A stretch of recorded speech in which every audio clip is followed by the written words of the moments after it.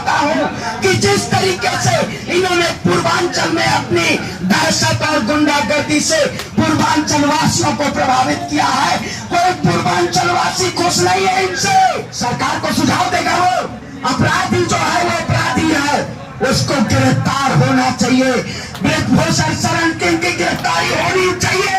ये अपराधियों को बचाने के लिए ऐसे ऐसे तमाम प्रोपेगेंडा चलाए जा रहे थे, लेकिन आज स्ट्रीम मीडिया नहीं दिखाई दे रहा है। आज हमारी खबरों को नहीं चला रहा है क्योंकि चुनाव खत्म हो गया है। जब चुनाव आ जाता है तब धर्म की अफीम आ जाती है। भैया नागपुर की नारंगी और हैदराबाद की बिरयानी दोनों देश के लिए हानिकारक है।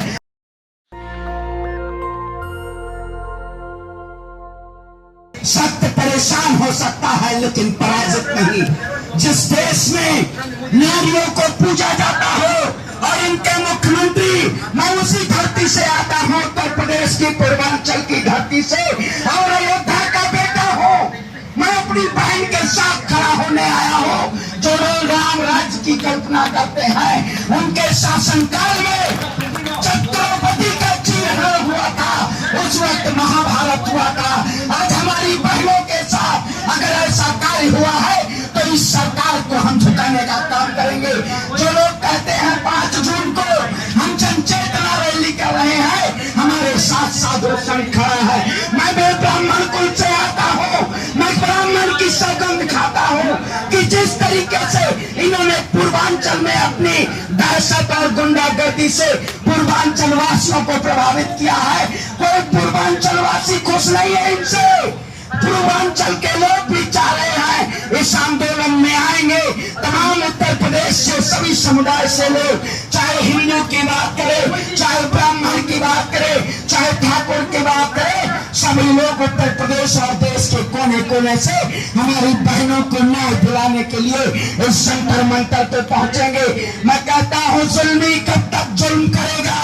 सत्ता के गलियारों से चप्पा चप्पा गूंज उठेगा इंकलाब के नारों से।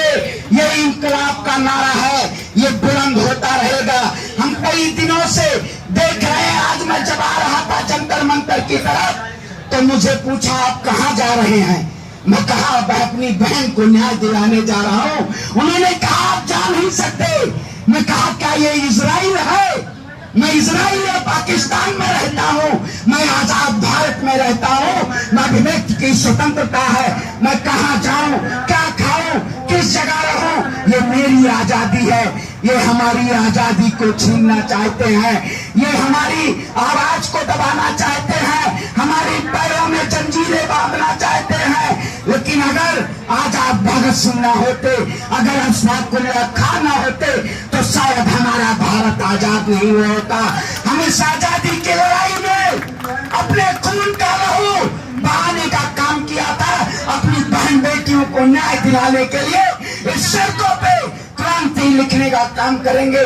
इन्होंने जिस तरीके से हमें एक नहीं, सरकार को सुझाव देगा वो अपराधी जो है वो अपराधी है, उसको गिरफ्तार होना चाहिए। ब्रजभूषण शरण सिंह की गिरफ्तारी होनी चाहिए। दोनों हाथ उठा के बोलिए आज मेरा खून खोल रहा है। अगर हमारी बहन को न्याय नहीं मिल रहा है, हम अपनी बहन को न्याय दिलाते रहेंगे। जो लोग ना रेल को छोड़े, ना सेल को छोड़े, ना भेल को छोड़े, ना गेल को छोड़े, वो बेटी बचाओ बेटी पढ़ाओ का नारा देते थे। उन्होंने तो बेटियों को जिस तरीके से इस भरी रात में, अंधेरी रात में, एक किसी भारतीय जनता पार्टी के नेताओं की अगर बहन बेटियां होती तो आज अलीकान कोठरी में बैठी होती। ये किसान की बेटियां हैं जिसका पिता हल चला के अन्न उपजाता है, उसी का पिता अपनी बेटी को दंगल के अखाड़े में भेजता है।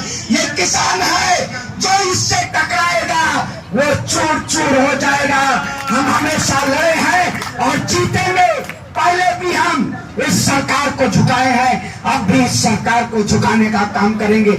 आप बताइए, उत्तर प्रदेश के मुख्यमंत्री जब नवरात्र आता है तो वो कहते हैं कन्या पूजन करेंगे। आखिर उनके शासनकाल में इन कन्याओं को, इन बहनों को न्याय मिल पा रहा है? कोई बीजेपी का नेता नहीं बोल रहा है, स्मृति ईरानी भी नहीं बोल रही है, मैं इस वक्त कर्नाटक में था, तब चुनाव चल रहा था कर्नाटक का।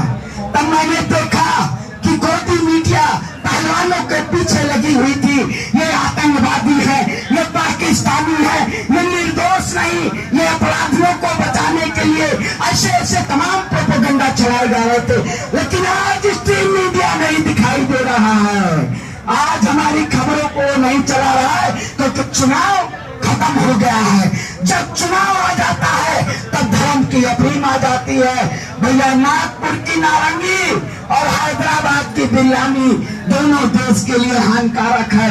अगर हम कट्टर होंगे, हम अपने देश के लिए कट्टर हों, अपने धर्म के लिए नहीं। हम जिस दिन अपने देश को अपने हाथ में लेके और अपनी बहन बेटियों को न्याय मांगेंगे, तिरंगा हमारी शान है, हम तिरंगा के लिए अपने मर मिटेंगे। जिस तरीके से हमारी बहन बेटियों ने विदेश में जाके अपनी देश का मान बढ़ाया था, मैं एक देश का बेटा होने के नाते, युवा नौजवान होने के नाते, हम भगत सिंह हैं, उन्होंने कहा था पैरों को जगाने के लिए धमाके की जरूरत होती है। ये आवाज का धमाका है। यहाँ से 100 मीटर दूरी पर ब्रिजभूषण शरण सिंह का आवाज है।